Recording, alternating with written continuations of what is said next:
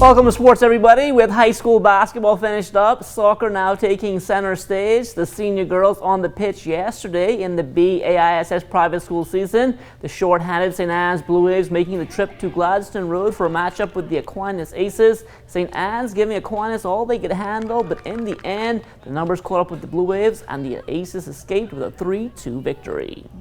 They were determined to fight on and press on, so we take opportunities of the shots. And the goalkeeper, of course, was good in saving some of their shots, which is also good. We played with 9 players, and it was rather difficult to be able to compensate, and we gave the other team a good run. So I applaud the girls for their effort, and although that is a loss, if we had the full team, we could have done better than that. The starter's gun will fire for the first time this morning as the government secondary school track and field championships get underway at the Thomas A. Robinson National Stadium. In recent years, the junior and senior schools were given 2 days each, but it's now been reverted back to a dual 3-day meet, and here's why.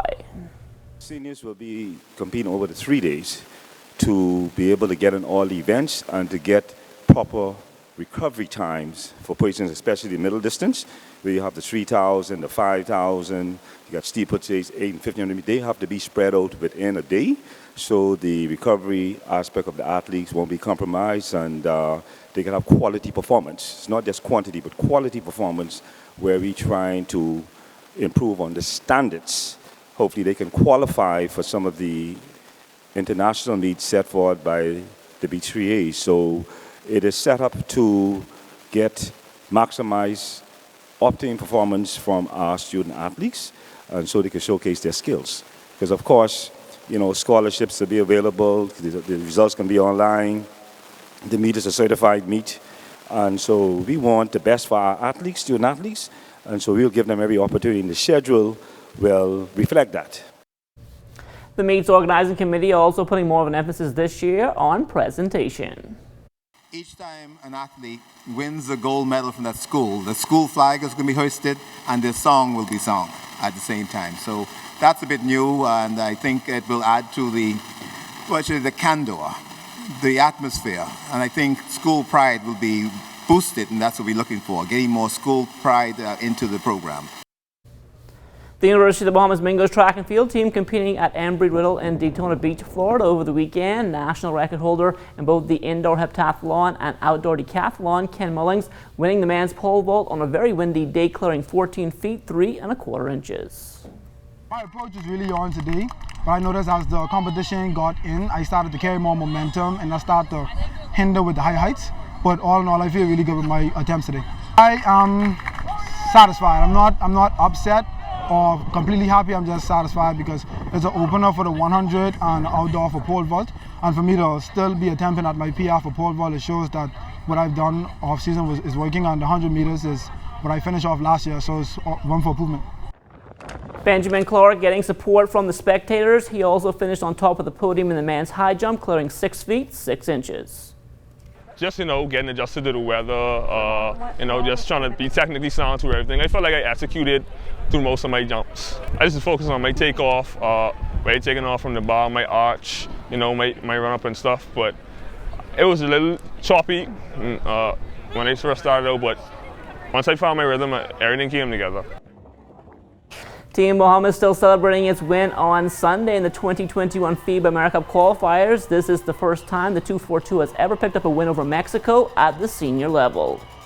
They shouldn't beat us in Panama in 2012, and we always saying this team always coming back. You know, in the beginning of the fourth quarter, when they make their run, the first thing I said to them was Panama is not going to happen again. We need to hold our composure. I gone with the starting lineup and say, you guys got to close out the game no matter who was playing what. And I knew they would have been able to close it out. Why? We may not have gone to all the guys. All of them is just equally as good as each other's talent-wise.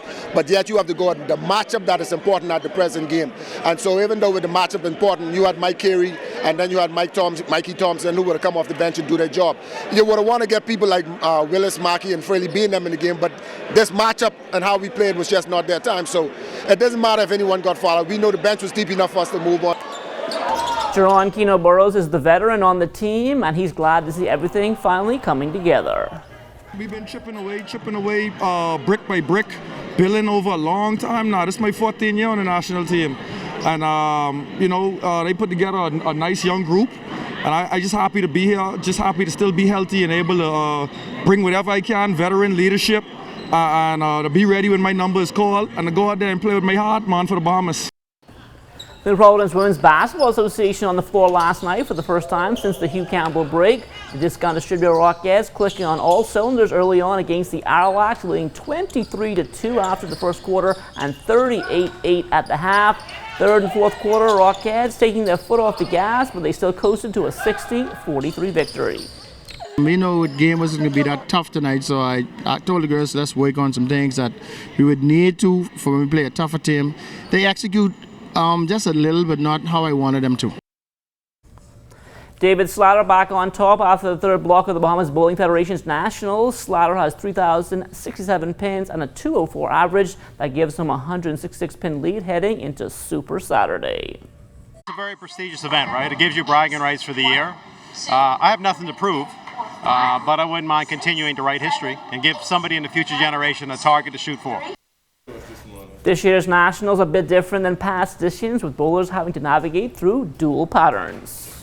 What we're seeking to do here at the Federation is to ensure that our bowlers are familiar with the different formats or the international and regional formats for all of the tournament, so that they won't be surprised when they go to international tournaments when they have to move at a certain pace and being able to adjust quickly from one game to the next. The feedback has been very, very positive. The bowlers who are able to make the adjustment very early are the ones who are able to step up to the plate and get good scores. Jazz Chisholm back on the diamond yesterday for the Miami Marlins as spring training continued in Major League Baseball. He had 2 walks and a run scored. The Marlins running their record to 4-0 with a 7-4 win over the Houston Astros. Jazz recently featured on MLB TV's 30 Clubs in 30 Days.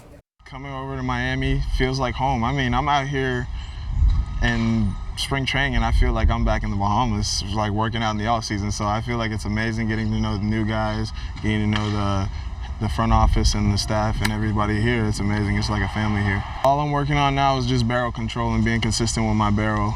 Talking to the hitting coaches here with Derek Duncan, James Russ, and all those guys, they really helped me to control my barrel and keep my hands in the way that I can control my barrel. So for those guys really being there for me and not trying to change the swing, more so of controlling the barrel, I feel pretty good.